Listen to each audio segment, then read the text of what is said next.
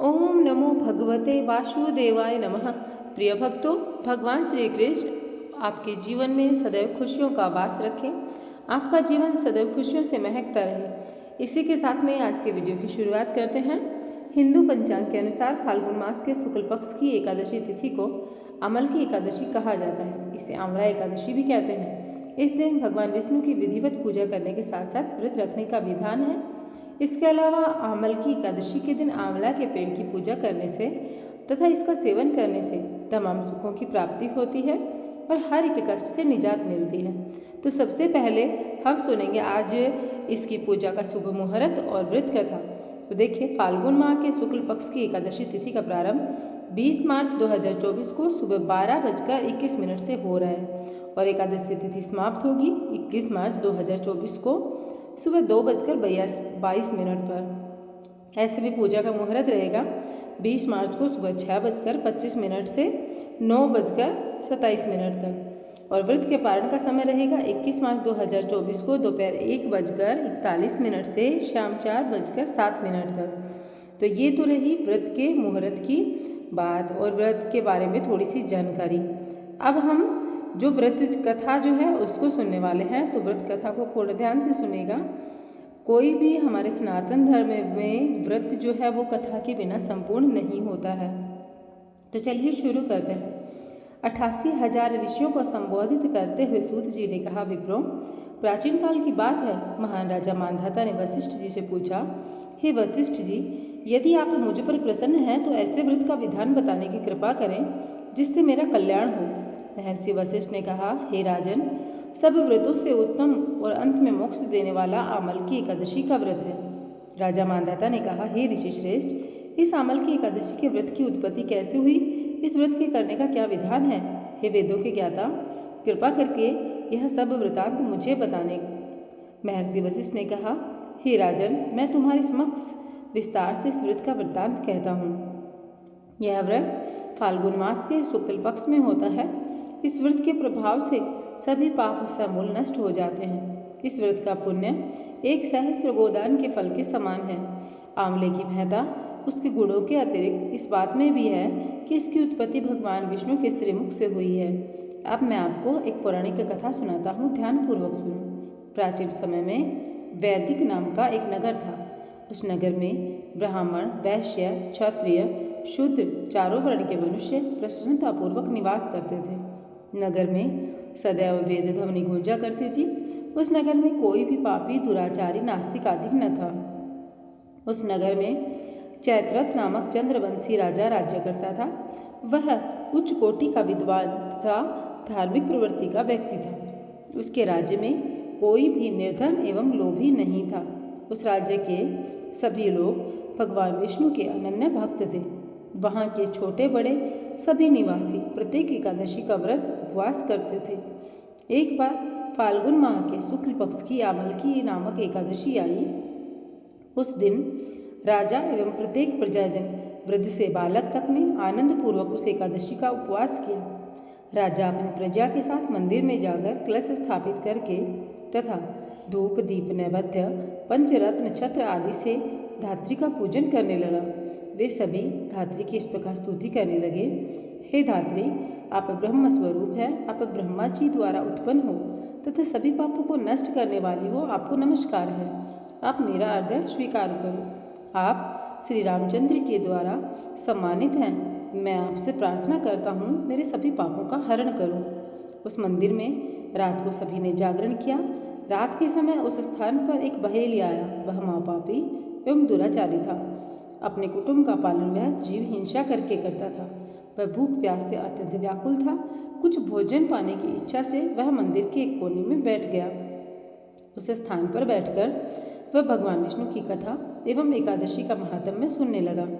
इस प्रकार उस बहेलिये ने संपूर्ण रात्रि अन्य लोगों के साथ जागरण करके व्यतीत की। प्रातःकाल सभी लोग अपने अपने निवास पर चले गए। इस प्रकार बहेलिया भी अपने घर चला गया। वहां जाकर भोजन किया। कुछ समय व्यतीत होने के पश्चात उस बहेलिये की मृत्यु हो जाती है। हालांकि जीव हिंसा होने के कारण वह घोर नरक का भागी था, परंतु उस दिन आमल की एकादशी का व्रत तथा जागरण के प्रभाव से उसने राजा विदुरथ के यहाँ जन्म लिया उसका नाम वशुरथ रखा गया। बड़ा होने पर वह चतुरंगिणी सेना सहित तथा धन धान्य से युक्त होकर 10 सहस्त्र गांवों का संचालन करने लगा। वह तेज के सूर्य के समान, कांति में चंद्रमा के समान, वीरता में भगवान विष्णु के समान तथा क्षमा में पृथ्वी के समान था। वह अत्यंत धार्मिक, सत्यवादी, कर्मवीर और विष्णु भक्त था। वह प्रजा का समान भाव से पालन करता था। दान देना उसका नित्य का कर्म था। एक समय राजा वशुरथ शिकार खेलने के लिए गए।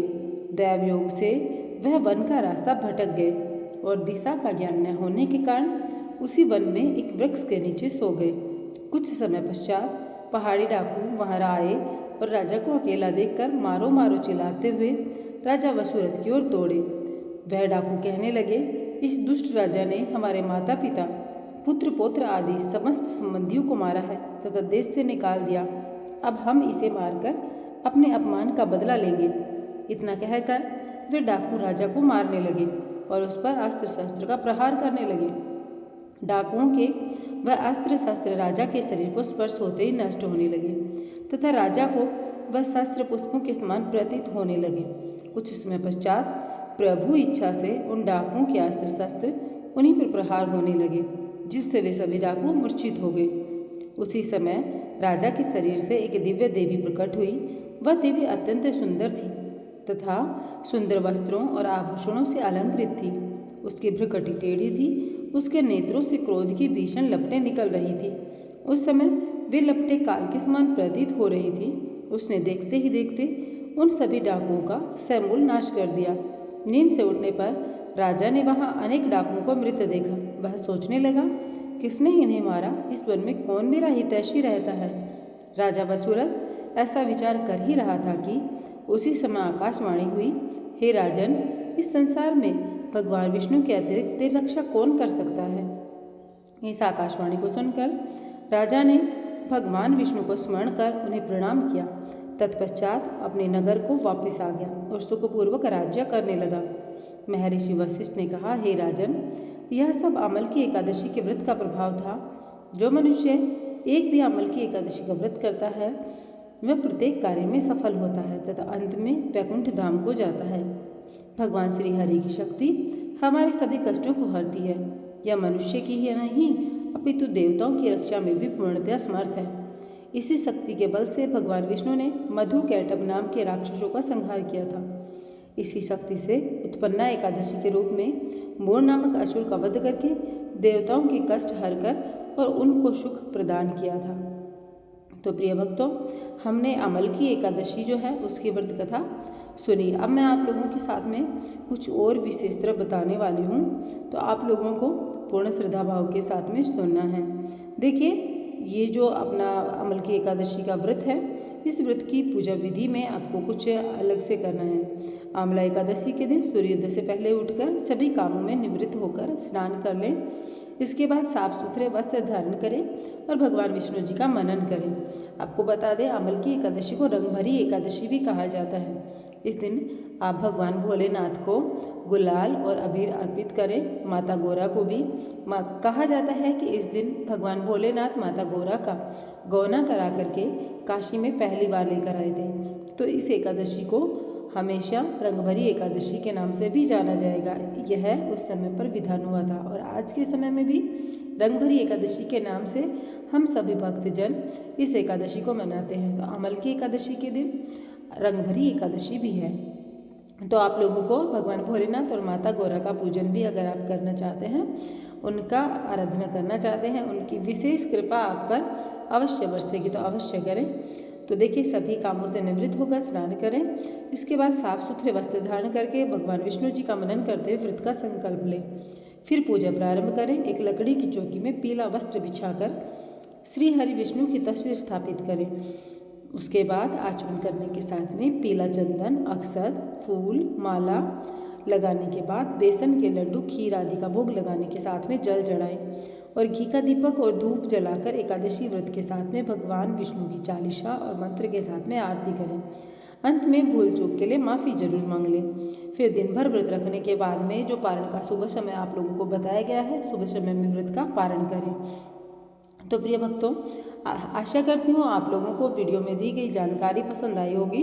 अगर थोड़ा सा भी पसंद आई हो तो वीडियो को लाइक कीजिएगा, चैनल को सब्सक्राइब कीजिएगा। मैं मिलती हूँ आप लोगों से एक नए वीडियो के साथ में। भगवान भोलेनाथ आपका जीवन मंगलमय रखे। आप सभी पर श्री हरि की कृपा सदैव बरसती रहे।